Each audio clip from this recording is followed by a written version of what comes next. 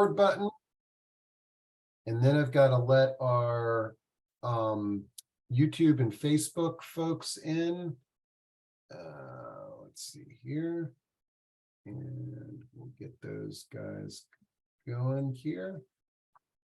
Okay, and I am really excited to have Bradley Schurman with us today. This is the second time he's been on our discussions. The first time we were going through his best-selling book, The Super Age, but today I'm really excited because Bradley has some really innovative and ideas and ways to implement to make our spaces not only accessible and inclusive, but make them beautiful. And so we are real excited to have Bradley. Bradley, if you want to jump on stage here, we can kick this off. Hey, Steve. Hey, how's it going? It's great to see you again. And I'm going to drop into chat once you kind of kick things off, our first discussion and a link to your website and all kinds of good stuff there. But before we dive into the discussion today, for those that may not know you or have attended the first discussion we did with you, give us a little glimpse of your background and what led you to what you're doing these days. Yeah, I got into aging like most people.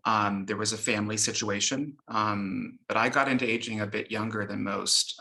In fact, around 18, when I was part-time caregiver for my grandparents. My interest around their care was front and center at that time in my life. And in fact, it led me into aging care as my main focus coming out of college. I spent a couple of years at Leading Age, the nonprofit association for nonprofit long-term care services and supports and housing, before leaving to go to AARP, where I spent 15 years of my life focusing on global aging, primarily looking at the best practices, policies, products, and services that were out there in the world and how we could translate those domestically to enhance the lives of people as they're living later in life. I left AARP about 5 years ago to launch The Super Age. I've written a book by the same name called The Super Age, Decoding Our Demographic Destiny. If you haven't gotten it yet, pick it up. It's on Amazon. It's on sale today. But it is a good read into what our demographic future looks like worldwide, because if you haven't been paying attention, birth rates have collapsed in the past 25 years, and our longevity, for the most part, has extended. This means that we have an imbalance in our countries, not just the United States, Europe, Asia, Latin America. And we need to find really innovative solutions, not only to extend the runway for individuals in the workplace and as consumers, but also in their homes, because more people will need to live at home independently for longer periods of time. I love it. All right. Well, I'm pulling these links down as fast as you're throwing them out. I'll get the book up there shortly, but I think you've got a slide deck that we're going to share with us. So if you want to let that rip, and folks, you can ask questions at any point in time during the discussion. Bradley, if you want to take a couple of breaks, that's great. If somebody asks a question relevant to something that you've got on the screen, I may jump in, but real excited to hear your thoughts on this very important area of design and accessibility. Sure thing. Well, Steve, again, it's great to be with you and with everyone here today. We're going to be talking about the future, and the future is ours to design. And we are at a really unique inflection point right now in human history, because we're in a period of disruptive change. If you've been paying attention, there are a lot more older people around today than there were just 5 or 10 years ago. In fact, we're approaching peak 65 in the next 2 years. Birth rates have continued to drop. Gen Z is about 7 million people smaller than the boomer generation. And that's a sizable shift in the way we work, we live, and what it means for the future. This also means that for the first time really in at least 100 years, we need to reconsider the space in which we live. the spaces in which we work, the spaces in which we play, because if we can't do that, we're going to see a significant drop in the overall participation rates of people in this country and other nations around the world. Now, just to give some grounding here, birth rates are dropping. Right now, the United States has a birth rate that's actually below the replacement rate of 2.1 people. We need 2.1 babies per woman in this country and in most nations to continue to grow. The United States is an exception to this rule because we do have positive immigration, and it looks like we'll have positive immigration for the foreseeable future. So we will expect the United States to continue to grow. However, in other nations around the world, birth rates have dropped well below replacement rate. Europe is at 1.5, and believe it or not, in Korea, which has the lowest birth rate in the world, they're having less than one baby per woman in that country. Life expectancy, for the most part, is up. This is probably one of the greatest things that we've encountered, we've developed over the past 100 years, barring putting a man on space, putting a man on the moon, rather. In fact, we've seen life expectancies jump dramatically, more than twice the average just 100 years ago. The United States is lagging behind those in Europe, but that's largely because we are having a harder time today keeping children alive. In fact, 1 out of 25 children now dies before the age of 40. This is an astonishingly disturbing figure. It's largely being driven by gun violence, which is now the #1 killer of kids, followed by automobile accidents, drug and alcohol abuse, and then suicides. But on the whole, if you make it to 40, which is a question mark these days, Americans actually do incredibly well in terms of overall life expectancy.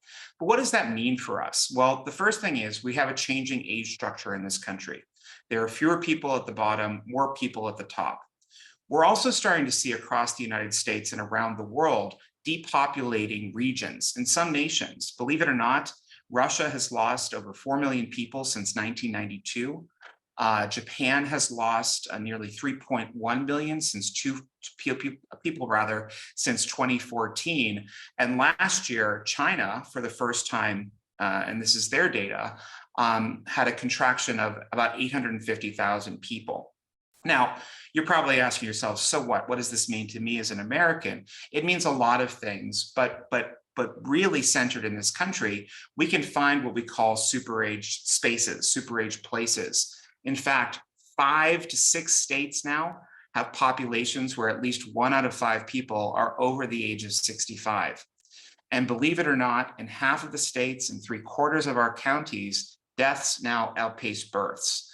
So this means that we're going to have a lot of radical thinking come in the next couple of years to really consider what our future looks like. We're going to deal with things like tightening labor markets. So you've heard of quiet quitting, the Great Resignation, the move towards unionization. This is all part of the new path forward and what we can expect coming for the next 10, 20 years at least.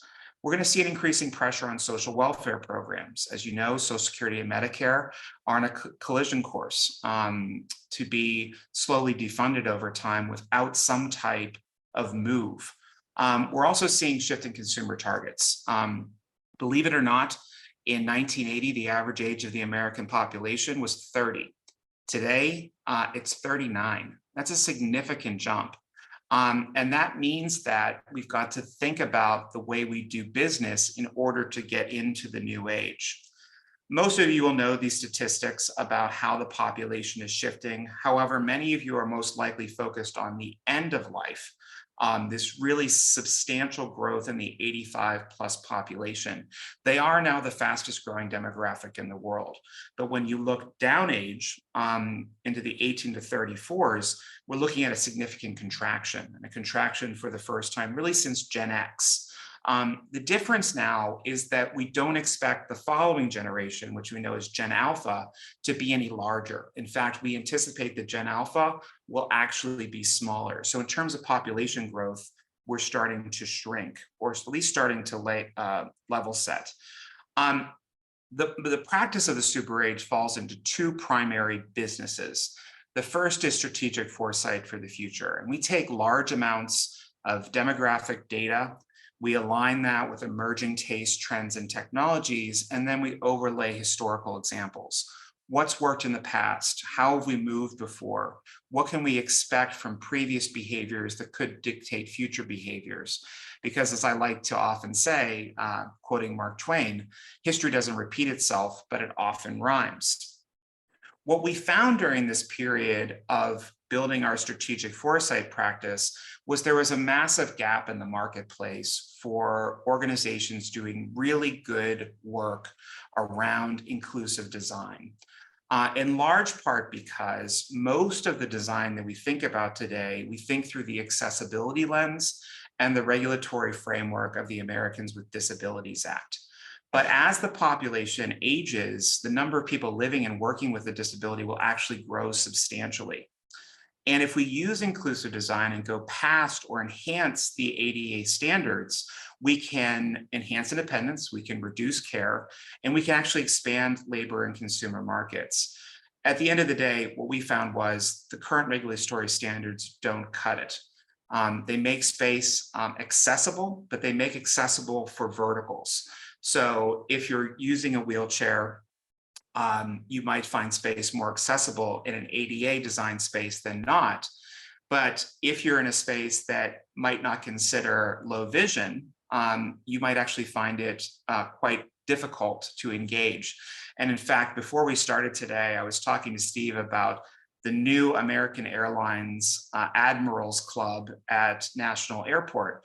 It's a stunning space. It's beautiful. It's all the new design techniques for beauty. But I went, like I always do, and like the guest next week does with her work, I went to the bathroom to see how it worked. And I walked in and to standard, everything is perfect. So somebody who is using a wheelchair could navigate the space quite well. But what was missing was the fact that it was low light, it's very dark, and the walls, the ceiling, and the floor were black. Now, if you're low vision and enter a space like this, it becomes very confusing very quickly and very hard to navigate. So they got there on the beauty side, they got there on the accessibility side for a wheelchair, but they didn't consider other potential needs. And that's what we try to do, because 26% of the population in this country right now, 26 to 27% of the country, is experiencing some form of disability. Yet, only about 3 million people are using wheelchairs. And of those, about 1 million are already in residential care or in nursing homes. So we've built an environment specifically for one device, 2 million people, which we should do, and we should continue to do, but we've left behind another 58 to 59 million people, and we haven't considered what I like to refer to as acquired disability, those things that catch up with us over time. Acquired disability, just like other disabilities, can really hinder life. But as you see from this graph, the chances of being in a moment of having disability or living with disability increases quite substantially over time. Our thesis, our hypothesis is that we want to get to the people who are 55 to 65, perhaps up to 75, get them thinking about their future now, so that they can make adjustments to their home today to extend their runway for independence. Because we know from ARP research, from other research sources, that 8 out of 10 to 9 out of 10 people want to stay in their homes. But everyone on this call today knows that the likelihood of that happening becomes lesser and lesser as time goes on, lesser and lesser as disabilities pile up. We can make adjustments, though, in the home today while the person is still healthy and active, if they're willing to make some of those hard choices. We're also starting to see a major shift in the US working population. And like I said, you've heard these terms quiet quitting, you've heard about the unionization and the collective action of certain groups in the workplace. This is because for the first time since the end of the Second World War, there is actually a contraction in the American workplace. There's actually a contraction of workers.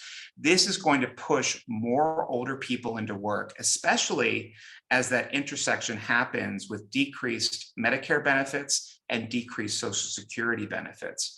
But what's also happening at the same time is that the lower end of the workforce is contracting significantly, in fact, by 7.5%.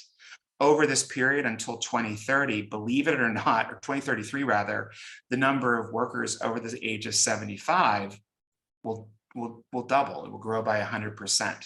So workplaces are a key component of our practice through inclusive design.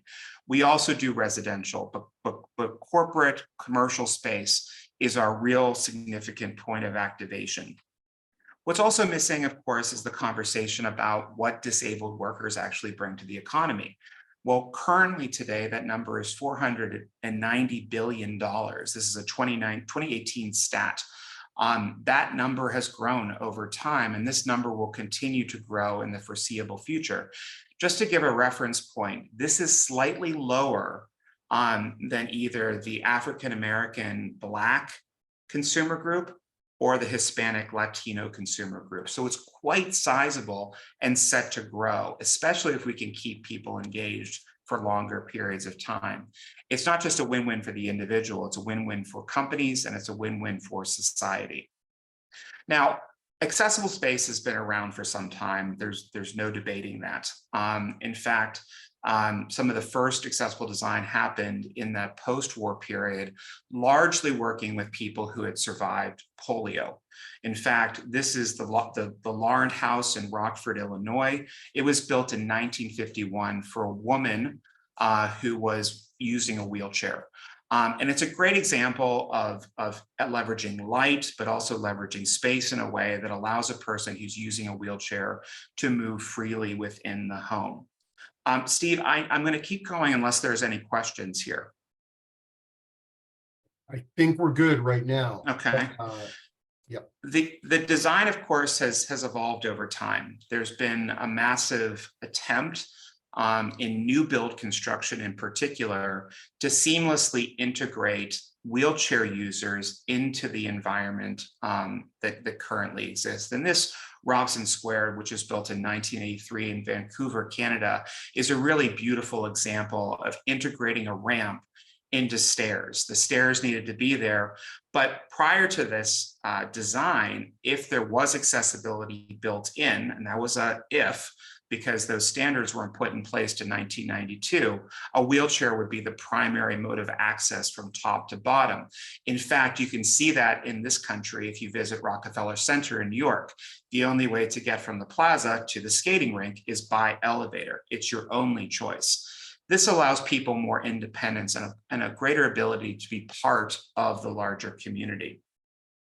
But when we think about accessible design, certainly as it relates to the home, and certainly as it relates to the places that we use most often, this is often the image that's conjured in people's minds. And this is an ADA bathroom circa 2002. It feels and looks like a hospital room. It feels and looks very clinical. It's using medical grade materials. And because of that, it's almost seared into people's minds that if they build accessibility, if they build inclusivity into their homes or into their workspaces, they're going to end up with something like this. And that has been a big hurdle for us to get over, is breaking people away from this idea that this is the solution. This isn't the solution, it's a solution. It's something that people still incorporate, especially if they're working in a space that requires a high degree of acute care. I was mentioning to Steve, as we started this conversation before we came together today, I attended, just because I like to see what other people are doing in this space, a National Kitchen and Bath Association webinar on accessible design. And what struck me was that each and one of these people that was presenting was an occupational therapist. Some had some degree of design in their background. But the one thing that they kept doing time and time again was refer to their clients as patients. And that shook me in a way that I felt I needed to share with you today, because we have to think about the individuals that we're serving, especially in the design space, especially those people who are living in residential settings in their own homes, not as patients, but as people. And when we think of them as people, keeping in that need for health and accessibility in mind, we can really design spaces that are really quite glorious and don't look like this. Yes, they can have the handlebars. Yes, they can have the seat, but there are quite beautiful options that you can integrate today, and most of them are available in the marketplace. To give you a sense of how inclusive design has really evolved, this is one of the best case practices for public space in the world. This is the Akita City Hall in Japan. As you know, Japan is way ahead of the United States on the age curve. So there's a much more pressing need to make spaces within that community accessible and inclusive so more people can use them. So in designing this space, they thought as much about the wheelchair as they did as the walker, with cane users, with people who are coming in with strollers. They thought about sound, they thought about light, they thought about contrasting materials. They muted the colors to consider things like neurodiversity. In fact, one of my favorite elements that they've included in this, because they have a high number of people using canes, walking canes, in this community, many of the seats actually have a little clip for a cane. Well, that clip can also be used for an umbrella or other items that people may have. It's true inclusive design at work. Shifting away from patient to person is really central to the work that we do. When we focus on what the person can do as well as what they want, we can get past this idea that we're only focusing on their need. The need is important, don't get me wrong, but it is something that we need to consider is what do people actually want to live in today? If they're modifying their homes, if they're modifying their workspaces, they're doing this because they don't want to go somewhere else. They don't want to go into congregate care. They don't want to go into residential care, and they do everything they can to push back from it. So we have 5 primary principles to our inclusive design approach. We acknowledge that diversity and difference are strengths. We strive to break down barriers wherever possible, because in a city like Washington, D.C., where I'm based, we have quite a number of homes that predate the 1900s. So there are some challenges even within those spaces to work. We embrace adaptability and reuse wherever possible, rather than rebuilding from the ground up. We believe that encouraging social interaction and inclusion is essential, not just for the health of the individual, but for the health of the community. And we work towards sustainable and economic integration, because if people aren't connected, if they're not working, if they're not engaging, if they're not buying and active consumers in the economy, they quickly become othered. And that's one of the large reasons why we can't get businesses to move on older populations outside of the health space. And outside of health monitoring, because when people leave work, it's believed their spending drops off a cliff. So whenever we talk to clients, whether they be corporate, commercial, or residential ones, we're looking at 5 different verticals: mobility, dexterity and strength, neurodiversity and cognition, hearing, and vision. And we're planning for the future as much as we can. In the perfect world, we can align all 5 of these, but each client obviously has to build first to the ADA standard, which we can improve upon. But when we improve upon it, businesses and individuals still have that flexibility to decide, do I really want to use this material, or would I prefer something that might be better for an able-bodied person? These are things that are constantly in motion. What we do is we present clients with options. We believe that this type of product has greater efficacy to prevent slips, for example, or falls, and this has less. If the client wants something that's less, they are making that conscious decision. We've advised them on what their options are.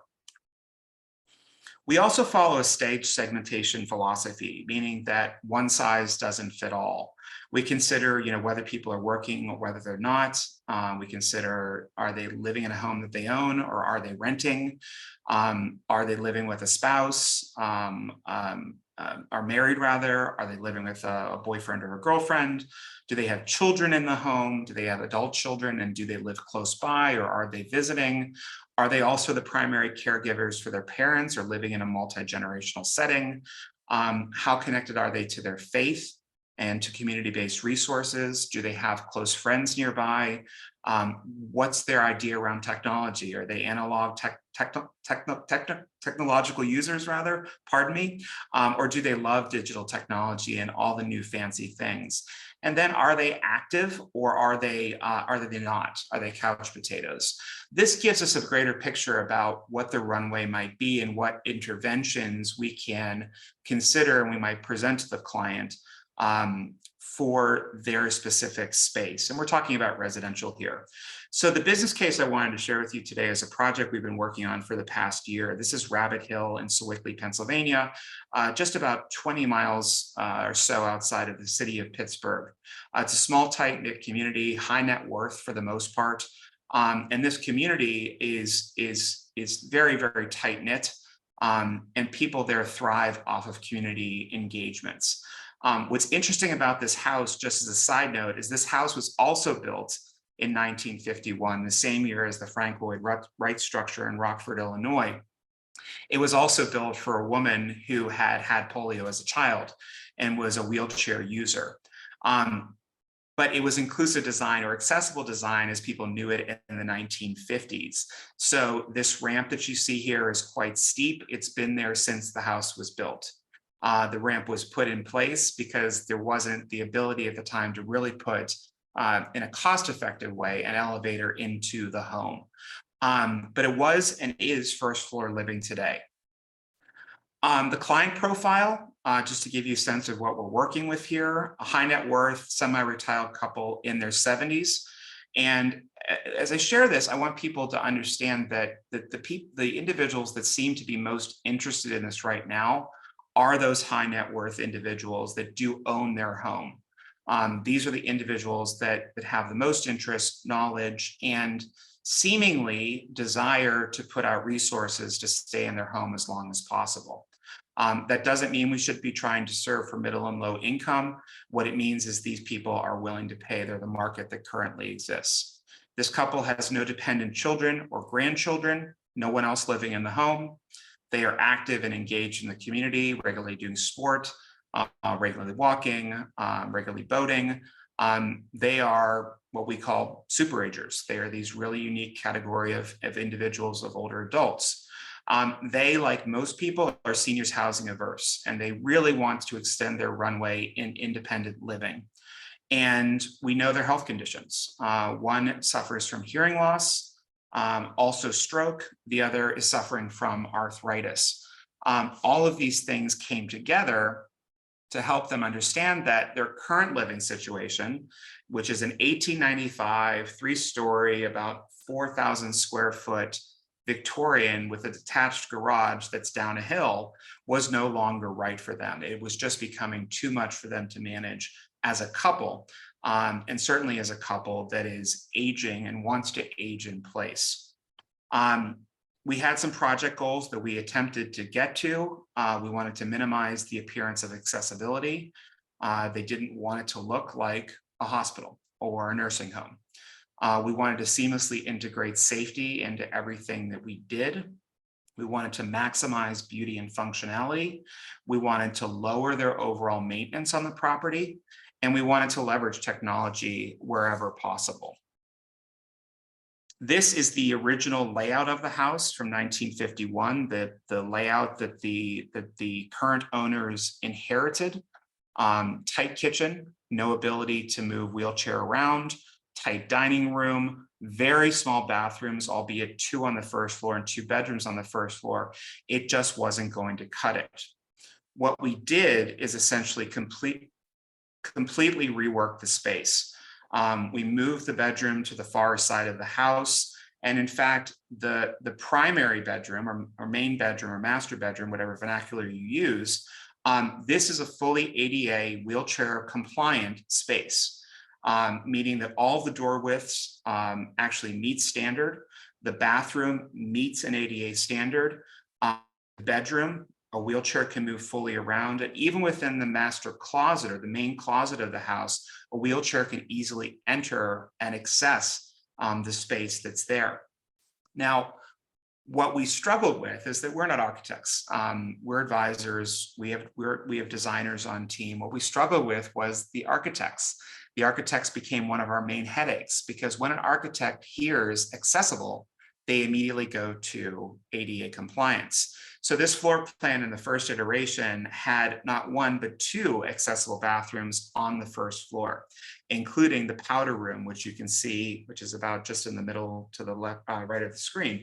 The powder room as an accessible bathroom made no sense for this client. The client wanted the powder room to look like a normal powder room, so we did that. Their thinking was that if there were people visiting who were using wheelchairs, that they would be able to use the master bath if need be. But for the rest of the space, we opened it up. We established a floor plan that was less reliant on walls and more reliant on the use of furniture to break up space. And now, and we of course created a whole outdoor space for them because we want to make sure that they're enjoying the outdoors as much as possible. Now we're in that last period where we're going through materials use.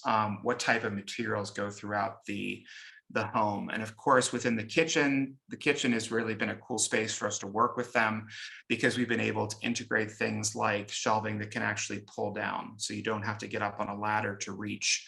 It can actually come down to you rather than you reaching up to it. One of the headaches was, of course, talking the client out of a gas range. They've always had a gas range and they wanted to keep a gas range in perpetuity. Gas ranges aren't safe. They're not necessarily good for people's physical health. And if there's some cognitive decline, there's the threat that the gas stove could actually create a fire hazard or a burn hazard in the house. So we were able to convince the client to move towards induction range instead. For the master bath, we were working off of our own standards to create that bathroom.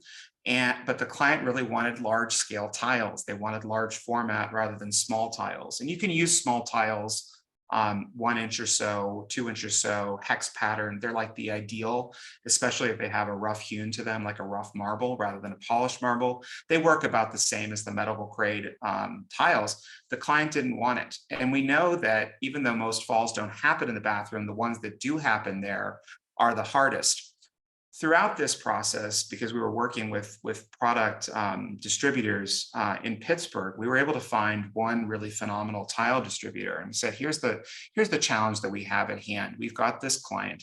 They don't want small form tiles. And of course, he says, well, they should be using small form tiles. Yep, but they're not going to move because people have the ability to still make choices, even if they're planning for their later years and their forever home or their future-proofed home. What do you have that might work? He said, I have this product that just came in 2 weeks ago that you might like. It's large scale marble tile that has actually been etched with a laser. So it has the same, if not better, grip than perhaps the small tiles have. The client is ecstatic. So what we try to do in these residential use cases is really push ourselves past the medical model first and foremost. We treat our clients as though they are people and not patients. And when they push us to find something better than what we provide, we do our best to do it because it's their home at the end of the day. And as most of you know, a 72-year-old in good health today can live well past 80, even into their 90s with high confidence. These folks have at least 10 to 20 years in that home before they will likely need nursing care. So they want to have something that they're going to enjoy for a longer period of time. I mentioned what headache was the architects. The second headache, and I think we can stop and take questions just so we have enough time for dialogue. The second headache was the client themselves. It wasn't that they didn't want to do this. It's that most people do not address their decline and their eventual mortality in a meaningful way. So every step of the process was a very emotional process. And that, of course, can take a toll on the client. It can take a toll on us as a team. But because we work so closely with each client on these projects, we feel that they're getting the most bang for their buck. And now the client is actually very excited to move into this home. And in fact, we expect them to move in by the end of the year. So I'm sure we'll follow up then with maybe some additional photos of how things turned out internally. I'll leave one more thing about materials use. Like I said, we opened up the house completely. You can see the window use, you can see the lack of walls, but we also leverage technology wherever possible. And this, wherever you can do it, is great. So yes, high net worth client, Lutron lighting throughout. It comes on automatically at certain times of the day. It goes off at certain times of the day without prompt. We also have shutters throughout the house that open up and down and close automatically by both remote control and on schedule if the client wants them to be. This is groundbreaking use of technology when they can leverage it, because the more light we can get to the home, the more automation that we can get into the home, obviously limits risk of accidents happening while still really improving the client's life. And the last little point is, yes, we did get an elevator in. We did get an elevator into this home. The client does not expect to use it because they want to walk from the basement floor where the garage is to the kitchen every day, because they know that those steps are important to their health. So that elevator will be a last part addition to the home when it's actually needed for the client. So that's just a shaft right now, but we put that shaft in place so that we can make that transition when it's absolutely needed. So it's not just about what's today. How is the house really going to be ready for that next stage when they might need to have more medical interventions or more medical model put into the home? So with that, I hope we have enough time for Q&A, but it was great being with you. Grab the book, and I look forward to this conversation. Yeah, this has really been cool. And I love number one, it's wonderful if we can get more clients to embrace this type of thinking and not be scared to make these improvements in advance of actually needing them. But I can't wait to see the finished product of that home. Yeah, we did a walkthrough last week. Unfortunately, the floors had just been urethaned when we got there, so we couldn't get the pictures for this today. It's stunning. It's stunning what's been achieved. Really smart use of contrast too. And as we get ready to do those final decisions, even around furniture, we're being very considerate of the size of their bodies and thinking about furniture. Are they comfortable in the furniture today? Will they just completely be, consumed by a couch, or will the chair be too narrow? Mhm. But also making sure that there's great contrast between floor and wall, making sure that there's good contrast between countertops and floors, because people still like that kind of, a lot of that minimalistic look. White on white is still a very popular thing. White on white is terrible in a bathroom for people to use. I am encountering that on a daily basis. Yeah. Okay, let's see. I'm glad you got your slide deck up, because a couple of questions did come in earlier in the discussion. The first is, what is the Laurent house being used for now? It's still a residence as far as I know. Okay. I will double check that. But I believe it's still a residence today. I need to double, triple check that. Believe it or not, because not every that's a Frank Lloyd Wright structure, if nobody picked that up. It's the only accessible house that Frank Lloyd Wright created. If you've been to any of his homes that are not the Usonian design, they are not nearly as friendly for anyone, quite frankly, because Frank Lloyd Wright was a very small man, and he designed the spaces where there were hallways or stairways to be quite narrow. There was a wonderful story in I want to say it was the Wall Street Journal and the New York Times 2 weeks ago, that the last living purchaser of a Frank Lloyd Wright home is still in that home today. There's one guy, he's 90 something years old, and he's still living in the Frank Lloyd Wright home that he designed with Frank Lloyd Wright and then built. So, space can do a lot on the early end of life too, to be quite welcoming. I firmly believe that we keep putting band-aids on bullet holes when it comes to our approach to long-term care and approach to older adults, because we wait until something catastrophic happens or when we can see decline, then we say, okay, well, we can stick this on here and that'll do us well. We know that certainly within the business community, certainly within certain types of work, if we make interventions early on, they can actually extend working lives. I firmly believe that if we make these interventions in our homes earlier, getting to people who are younger, getting to people who are more active, getting to people who are perhaps more physically fit, and have them think about it now, it really can extend their lives even further, because homes were not built with this in mind. The vast majority of homes are not built with usability and functionality in mind. They're built based on what we want or what we've inherited in the home itself. Steve, to your question about whether or not I believe that more people will do this, I know that more people are. The move has been, especially with people who are mostly high net worth, is they have to do a big renovation in the home that they're in, or they need to build from the ground up, especially within built environments. I'm in Washington, D.C. For those of you who don't know, I'm in an 1895 row home. My husband and I both know this cannot be our forever home.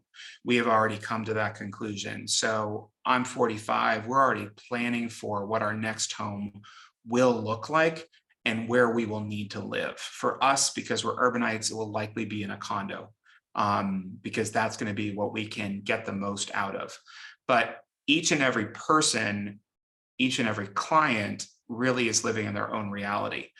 And you adjust to the reality that they're in, the community that they're in, and then say what we can do with good confidence and what we can't.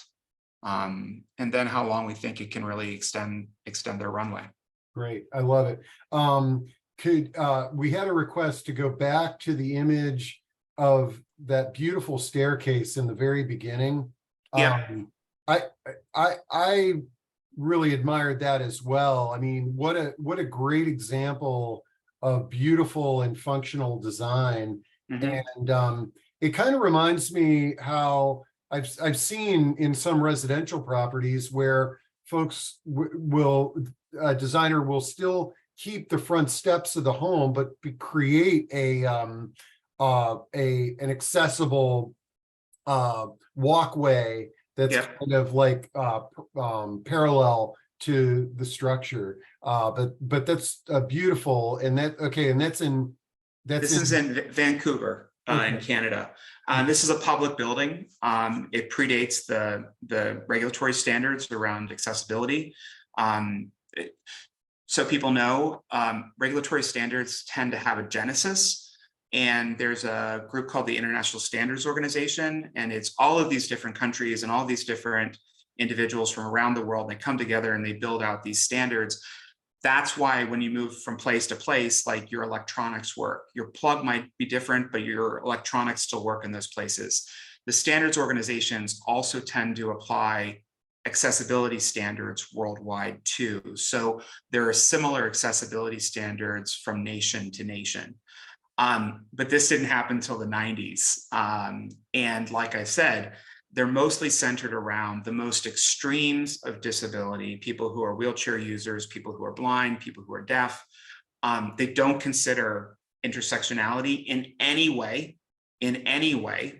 And further, they don't really consider acquired disability in a meaningful way.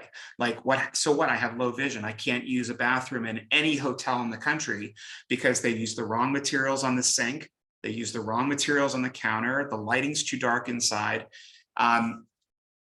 It's not, I don't look at I look at this as a nice to do, but I'm able to do it because there's a need to do it. If we don't adjust these spaces, both for individuals and for organizations, we start to exclude people more and more from a country that's population isn't growing as fast as it used to. Mm-hmm. And from my kind of like my economic brain, if we don't do this, the economy starts to slow. If we don't keep people engaged, things start to slip. And when we have more people out of work than in work, we can't afford to pay for people in retirement anymore. We can't pay for it. So extending people's ability to work longer, live independently is a very central component to our future success. Very central component to our future success. And let's be honest, at the end of the day, low cost interventions do work. Putting a handlebar in the shower does work. Swapping out your toilet that's a foot off the ground for one that's comfort height, that works. These are things that people can do that are low cost, that take you a long way down the road. And the average cost, I think, of a fall today in this country is $33,000. The cost of a comfort height toilet's like $250, $500. Cost of a new sink. I mean, like, you think about the cost against what the real costs are, and wow, especially with people working longer, because we're not just talking about the cost to the insurance or the cost out of the pocketbook. We're actually talking about people who now can't work. So they lose an income stream too. The economic case is clear as day. The independence case is clear as day. The hill that we have to get over, the hill that we're still continuing to climb, is getting people to address the natural parts of a long life and their mortality. And that's tough. I love it. Okay, some really good questions that are coming in, and I'm gonna probably combine two of them here, because we've got Amy who says, I'm searching for a new home in Maryland. Is there a community that might already be built with accessibility and inclusiveness? And then I've also got Ollie, who's with Home Pro. He does accessible remodeling, and he asks, how do you choose your contractors? As you know, most of the contractors are not familiar with this kind of work that you threw. Yeah.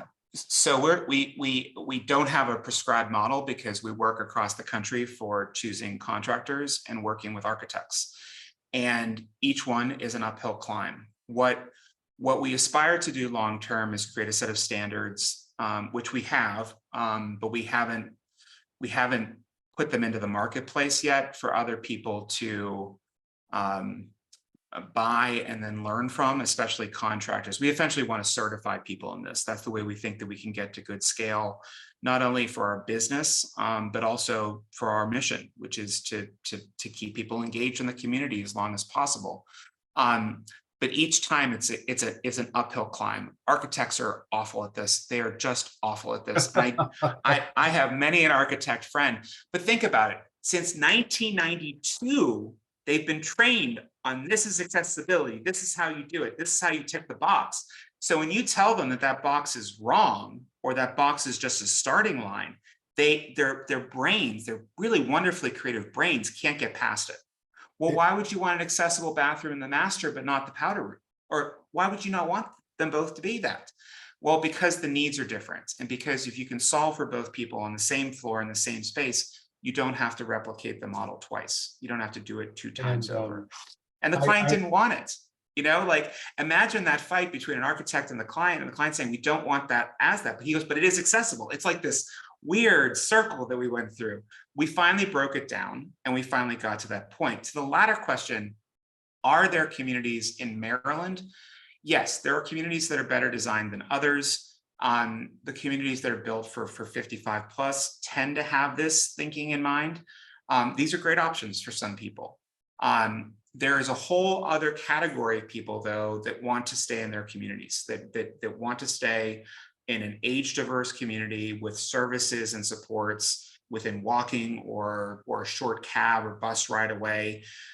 Those places are harder to find. In that case, you're looking at, like I said, in an urban environment like the district, you're looking at 1 floor living, typically in a condo type situation. And even there, you have to consider how to modify the space accordingly. Now, every apartment building that is built today, and I believe it's every condo building, I'm not sure about the renovations, has to have a certain number of units that are designated as ADA compliant units. They're getting better at this, thinking about older adults, because older adults are one of the fastest growing groups moving into apartment or condo living in the country. It's just exploding right now.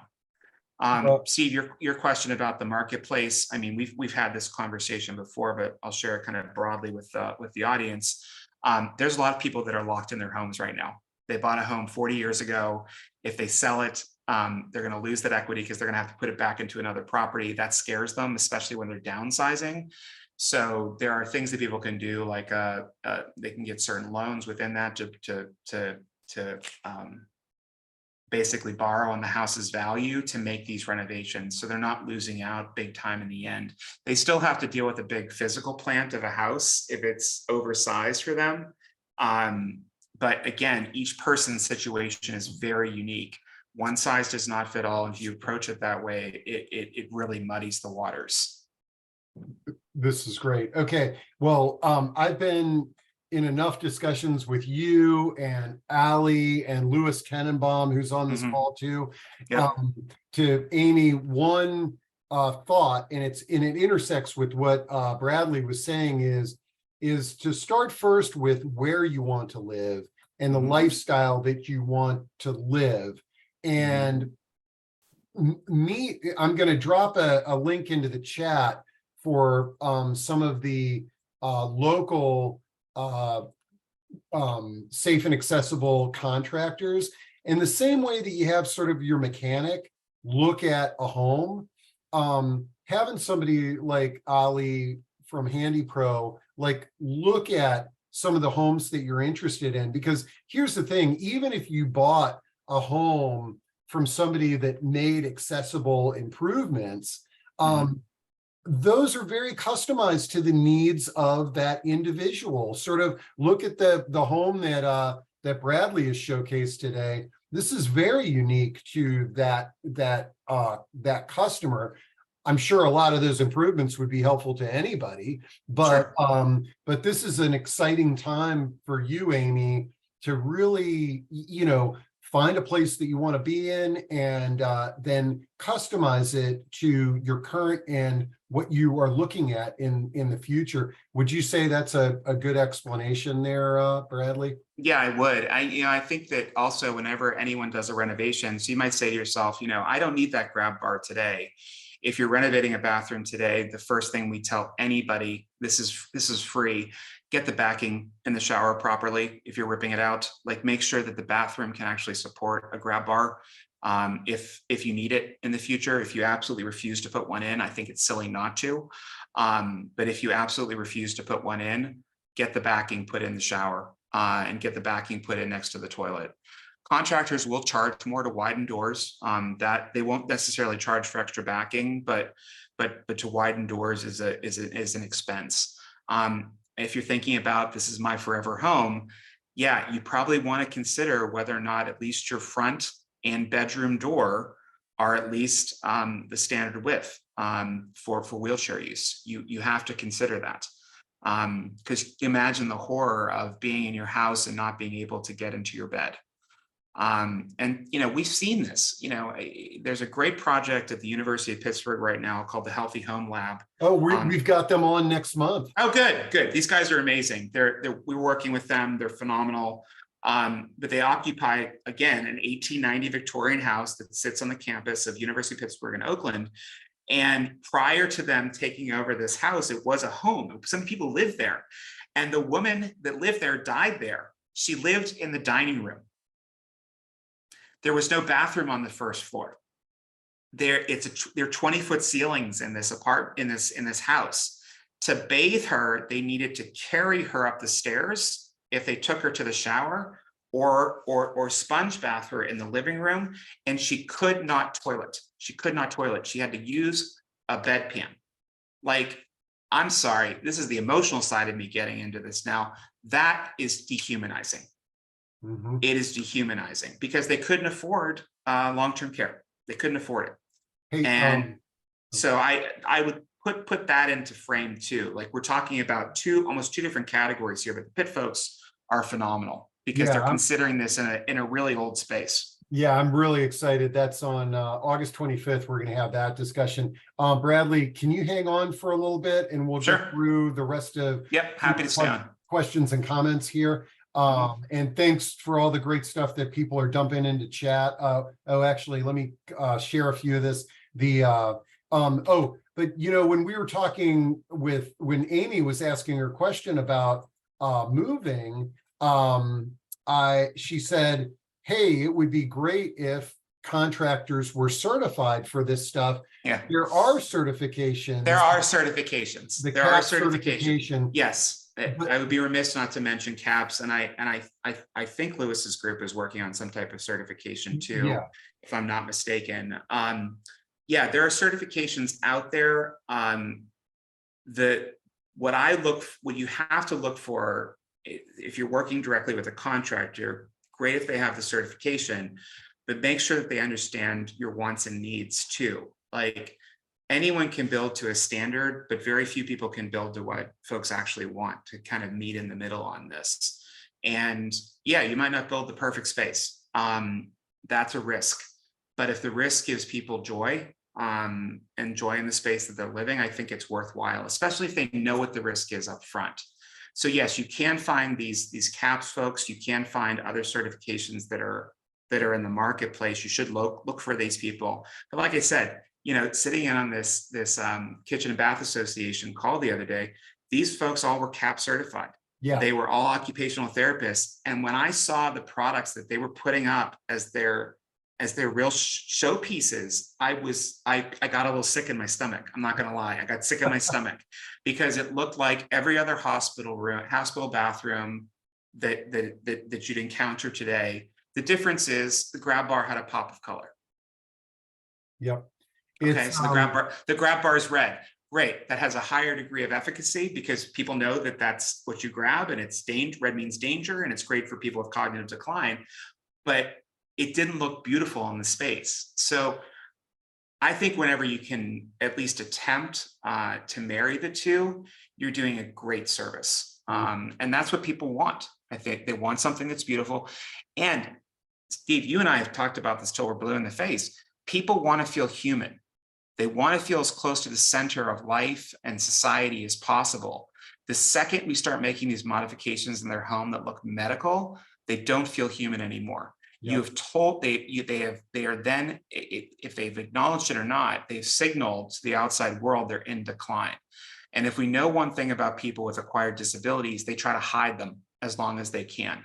This allows people to hide them in a way that gives them, I think, a greater degree of dignity, because we don't notice the space as being any different. Yeah, and actually, we had somebody who I'm glad I just saw this, because we had a question about acquired disability, and and she asks, what acquired disability conditions and circumstances should we plan for? Because like she's saying, you got eye surgery, you got knee replacements, hip replacements, hysterectomy, things like that. Good question. Yeah, so like if you, I'm not going to be able to quote all the numbers off the top of my head, but about 20% of people living with some form of disability have a mobility disability. So that's not necessarily wheelchairs. So like if the 61 million people that have disability today, that would mean that what, my math is terrible here, 50 million or so would have 50 million or so would have a mobility disability, but only 3 million of those people are actually using wheelchairs on a regular basis. So you should plan for some form of mobility disability at some point in your life. I think that's a higher probability. I think we're all going to experience some form of vision decline over the course of our life. So a big investment, an easy investment, is lighting. Making sure the lighting is done right in your home. It's often overlooked as a design feature, but it's so really important for people to have done, because if you don't have it, you can't see. Obviously, there are things that we can't fully account for, but we know that there's higher probability the longer we live, rather. So, for example, it's a relatively low probability at age 65 that you're going to have some form of dementia or Alzheimer's. However, when you hit 85, it jumps to a 30% chance, higher for women. So, you can't think of this. This is why I'm always cautious to use that future proofing or forever home. it's an evolution of your living place. We evolve living place throughout our lives. I lived in a 1-bedroom walk up in Georgetown when I was 21 years old, and that was great for me then. It doesn't meet my life now. I couldn't live in that space comfortably. So we have to continue to evolve the space as we live. So for cognitive change, there are low and high tech solutions people can put in place, but they have to really be thinking about think of it like sailing. I mean, not to bounce around too much, but think of it like sailing. You're going towards a point. That point is the end. You want to live a good life as well as you can. But in order to get there, it's not a straight line. You're constantly tacking your sails. The same goes for your living environment. I love it. Okay. Let's see. I love all this, but how do we move it along? Specifically, we have trouble getting compliance for existing ADA standards, and they were always at legislative risk. How do we ensure that your vision happens? So I'm sure there'll be some grumbles on the Zoom here, but I believe the marketplace moves a lot of things, and regulatory standards are a big part of moving the markets. But we are entering a period where we can't ignore this anymore. We can't push it under the rug. We can't move people into congregate or residential settings at the rate that we have done. We did in the mid to late 20th century. It just doesn't work that way anymore. So the adjustments that will happen, I think, will largely be driven by what we often say, keeping up with the Joneses. Wow. The couple down the street just did their home. Isn't it beautiful? Did you know it's accessible? Did you know that they have these things designed in it? All of a sudden that will move the marketplace. And this is for any kind of leap forward. You can't expect that all of society jumps on board. In our lifetime, there were a handful of people that had a mobile phone 40 years ago, and now they're ubiquitous. That will be with this as well. Commercial space, certainly retail, hotel, and hospitality, that's a mountain. And that's a mountain that we're attempting to climb step by step today, because in urban environments, the population is relatively younger than suburban and rural environments. So it's very difficult for me to go into business X in Washington, D.C. and say, you should be considering inclusive design because we have a workforce shortage. There's no workforce shortage here in D.C. We do good on workforce. We also have a really young population. About 12.5% of the total D.C. population is over the age of 65. If I cross the border into Bethesda, where it's 18 or 19% of the population over the age of 65, the conversation changes a little bit, because they can see older adults in their community. They can see older adults in their businesses. So I can't say, wait, build it and they will come, but this is moving the needle. And especially as people hear about the ability to do these things, it is changing the game. I love it. That intersects with Laura Heinrich's comment, which I'm posting in there. She says, I love your approach. If your kids make your homes age friendly, not only so you can benefit, but then your parents can come and visit as well. Oh, yeah. And in fact, that was one of the things that Julie next Friday is going to talk about, is how she made her home accessible because she was now in a wheelchair, but her parents refused to make their home accessible so she could visit them. And it was because of the stigma, and it doesn't need to have that negative stigma. It doesn't. And that's the thing that's been so frustrating, is because, think about it. Accessible design is new against the backdrop of humanity. It is a new thing. And because of that, I think there were some false starts because we were looking really through a medical model. When we pulled back on that medical model and we consider a person-centered model, a client-centered model, it really does force you to think about the person's needs, especially when you sit with a client and they're crying and they're expressing the fact that they don't want to be in a nursing home. They want to do all these things in their home. That's a tough thing to do with a client. That's why we don't do a lot of residential work. It's hard. It's emotionally draining. But as more and more people do this, I do think it will open up more and more conversations. To the point about multi-generational and intergenerational, this is a long-term trend in this country that was sped up during COVID.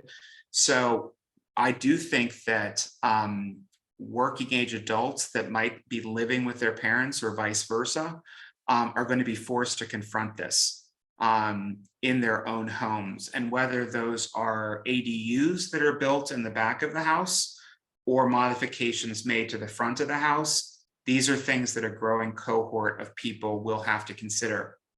Just one quick note on that: be wary of ADUs. ADUs are really great solutions. They are not necessarily great solutions for accessible or inclusive living, in large part because they're built in relatively tight environments, especially within urban areas, and as a result have quite steep stairs, quite tight bathrooms. They don't necessarily work for people who want to, age in place. Yep. Yeah. Okay. Let's see. Somebody had a question about that project. Like how long? I mean, it looks like an extensive project. Yeah, I mean, Is- it was, I would say, I don't like to say gut or no gut. It was like a half gut. So we basically the entire first floor was reconfigured, including moving some windows around because light is so important. As we get older, we opened up dormers on the top of the house to make sure even more light came in when the clients were still using or are still using the upstairs area. This project started about 12 months ago. We have been really lucky. We have been really lucky on this. Most projects will not go this fast. We've been lucky because the contractor, which the preferred contractor for the client, had just finished a project and did not have one lined up. We were able to pull him in immediately.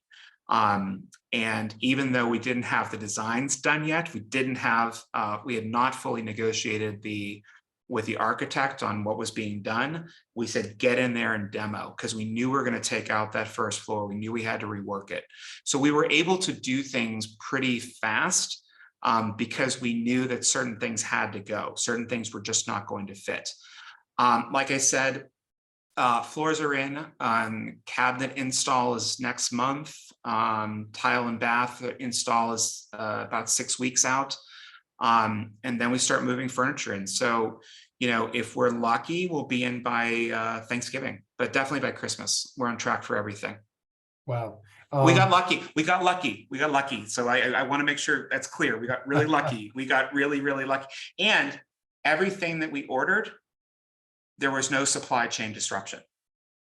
Like we just got lucky. We just got lucky. So don't count this as a case to apply to other things, because projects take some time to do. We have one across the street. They've been working on the house in DC. They've been working on this house for over 2 years, and they're nowhere close to being done.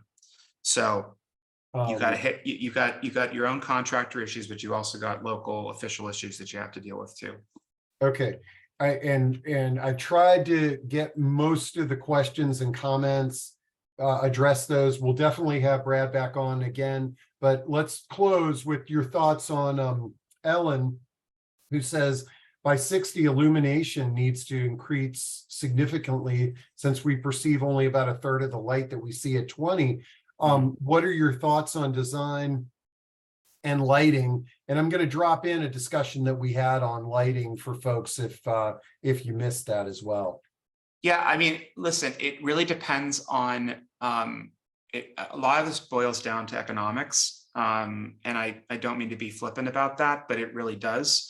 If you have the ability to afford, a $50,000 to $100,000 lighting system like a Lutron and put it throughout your home, that solves like 90% of the challenges. Maybe even more, because it can go bright, it can go dim. It can also be hidden. in essence, recessed. But if you don't, an off the market or off the shelf solution are solutions like Hue light bulbs, which can be quite bright in a space. That's the kind of extremes, and there's a few solutions that fit in between. But it really does feel like these two extremes exist right now. The nice thing about something like Hue is that it connects with I think both Google Home and Amazon. I use Amazon in my own house with my Hue. But yeah, whenever you can integrate lighting, that's the better solution. It just happens to be the much more expensive way to do it. Great. Well, I see that it doesn't surprise me. These safe and accessible home discussions always go over an hour. Well, Thank it's you for been your great. time. Yeah, Thank you for your time and your ideas and inspiration. And folks, thanks for the great questions too. And we'll definitely get Brad back on. But the cool thing is next Friday, we got Julie Sawchuk. The following month, we got the Healthy Home Lab that Bradley talked about. So we've got a lot of conversations around this.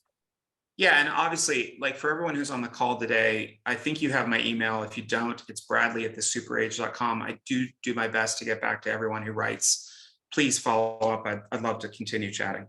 I dropped that in, as well as Cool. I'll have it on the recording link as well this afternoon. So Super. a lot, folks, and we'll see you soon. Good meeting you all. Bye-bye.